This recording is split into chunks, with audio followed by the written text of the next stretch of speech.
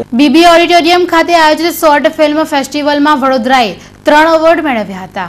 MS university management ફેકલ્ટીની student forum દ્વારા પ્રતિવર્ષ આયોજિત શોર્ટ ફિલ્મ ફેસ્ટિવલ અંતર્ગત આ વર્ષે બીબીએ ફેકલ્ટીમાં યુવાનતાસ અંતર્ગત કાર્યક્રમ યોજાયો હતો. જે 3 કેટેગરીમાં યોજાયેલ શોર્ટ ફિલ્મ ફેસ્ટિવલ કાર્યક્રમમાં 9 પૈકી 3 એવોર્ડ વડોદરાને મળતા કલાકારો સાથે વડોદરા શહેરના ગૌરવમાં વધારો થયો હતો. આ અંગે ફિલ્મકાર કિશોર દુબોએ વિસ્તૃત માહિતી આપી હતી.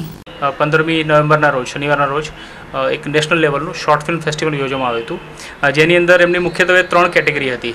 CSR category, second NGO category અને ત્રીજી હતી ફિલ્મેટો કેટેગરી, જે ઓપન કેટેગરી હોય છે.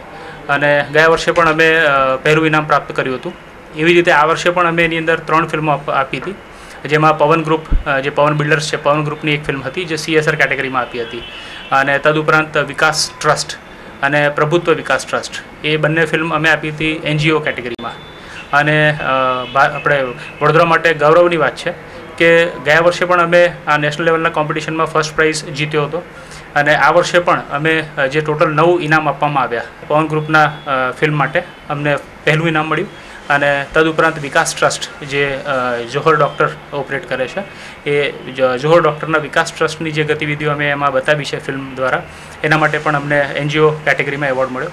અને તદુપરાંત અમે જે ત્રીજો ઇનામ અમને મળ્યો તે શ્રી અર્કેશ જોશી, આપણા વડોદરાના જ લેખક છે, શ્રી અર્કેશ જોશી, જેમને ગર્ભ સંહિતા નામે ગ્રંથ શ્રેણી બહાર પાડી છે, એમના ટ્રસ્ટ માટે પણ અમને ઇનામ મળ્યું હતું. એ પણ NGO કેટેગરીમાં હતું. તો તે રીતે જો જોવા જઈએ તો પ્રભુત્વ વિકાસ ટ્રસ્ટ અને પવન ગ્રુપ, એવી 3 ફિલ્મો માટે અમને પુરસ્કાર મળ્યા છે.